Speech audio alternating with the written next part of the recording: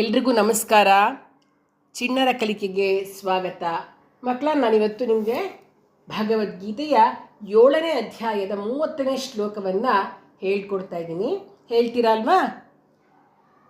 ಸಾಧಿಭೂತಾದಿದೈವಂ ಮಾಂ ಸಾಧಿಯಜ್ಞಂಚ ಯೇ ವಿದುಃ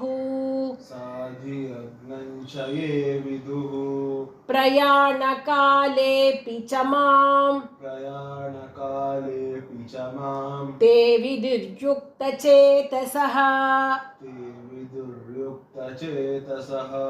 ಸಾಧಿಭೂತಾದಿದೈವಂ ಮಾಂ ಸಾಧಿಯಜ್ಞಂಚ ಯೇ ವಿದುಃ ಪ್ರಯಾಣಕಾಲೇಪಿ ಚ ಮಾಂ ತೇ ವಿದುರ್ಯುಕ್ತಚೇತಸಃ ಸಾಧಿಭೂತಾದಿದೈವಂ ಮಾಂ ಸಾಧಿಯಜ್ಞಂಚ ಯೇ ವಿದುಃ ಪ್ರಯಾಣಕಾಲೇಪಿ ಚ ಮಾಂ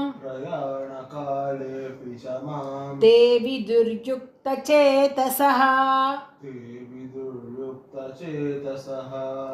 ಏನು ಅರ್ಥ ಇದ್ರದ್ದು ಅಂದರೆ ನೋಡಿ, ಅಧಿಭೂತ, ಆದಿದೈವ ಹಾಗೂ ಆದಿಯಜ್ಞ, ಅಥವಾ ಅಧಿಭೂತ, ಅಧಿದೈವ, ಅಧಿಯಜ್ಞ ಅಂತ ಹೇಳ್ತಾರೆ.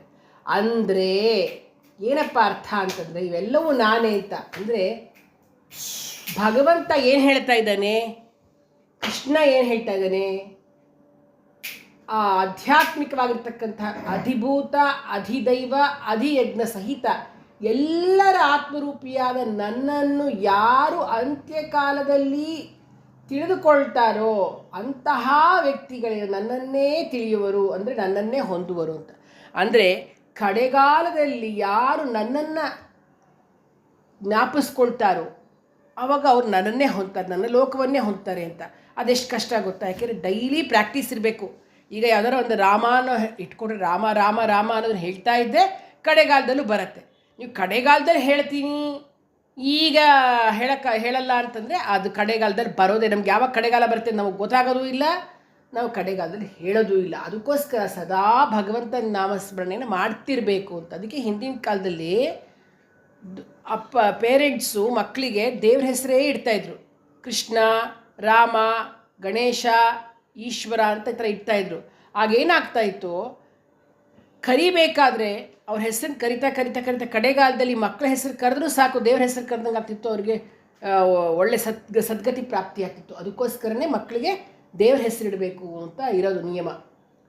ಆಯಿತಾ? ಅವರೇನು ಹೇಳ್ತಾನೆ, ಎಲ್ಲವೂ ವಿಷ್ಣುಮಯವಾಗಿದೆ, ಸರ್ವಂ ವಿಷ್ಣುಮಯಂ ಜಗತ್ ಅಂತಕ್ಕಂಥ ಭಾವನೆ ಎಲ್ಲರಲ್ಲೂ ಬರಬೇಕು, ಎಲ್ಲೆಲ್ಲೂ ಭಗವಂತನನ್ನು ಕಾಣುವಂತಾಗಬೇಕು. ಆಗ ನಮಗೆ ಮೃತ್ಯು ಭಯ ಇರುವುದಿಲ್ಲ, ಹೆದರಿಕೆನೇ ಆಗಲ್ಲ ನಮಗೆ.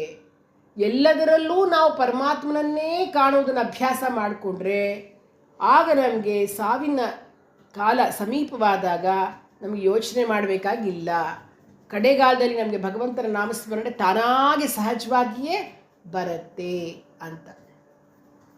ಅಂತ ಭಗವಂತ ಹೇಳ್ತಾ ಇದ್ದಾನೆ. ಕೃಷ್ಣ ಅರ್ಜುನನಿಗೆ ಹೇಳ್ತಾ ಇದ್ದಾನೆ. ಈ ಶ್ಲೋಕವನ್ನು ಪ್ರತಿನಿತ್ಯ ಹೇಳ್ಕೊಳ್ತಾ ಇದ್ದರೆ ಯಾರಿಗೂ ಮೃತ್ಯು ಭಯವೇ ಬರೋದಿಲ್ಲ, ಅಪಮೃತ್ಯು ನಿವಾರಣೆ ಮತ್ತು ಭಗವಂತನ ದರ್ಶನ ಆಗತ್ತೆ ಅಂತ. ಈ ಒಂದು ಶ್ಲೋಕದೊಂದಿಗೆ ಜ್ಞಾನ ವಿಜ್ಞಾನ ಯೋಗ ಅಂತಕ್ಕಂತಹ 7ನೇ ಅಧ್ಯಾಯ ಮುಗಿಯುತ್ತೆ. ಈಗ ಮಕ್ಕಳೆಲ್ಲ ಒಟ್ಟಿಗೆ ಹೇಳೋಣವಾ? ಸಾಧಿಭೂತಾದಿದೈವಂ ಮಾಂ ಸಾಧಿಯಜ್ಞಂಚ ಯೇ ವಿದುಃ ಪ್ರಯಾಣಕಾಲೇಪಿ ಚ ಮಾಂ ತೇ ವಿದುರ್ಯುಕ್ತಚೇತಸಃ. ಶುಭಮಸ್ತು.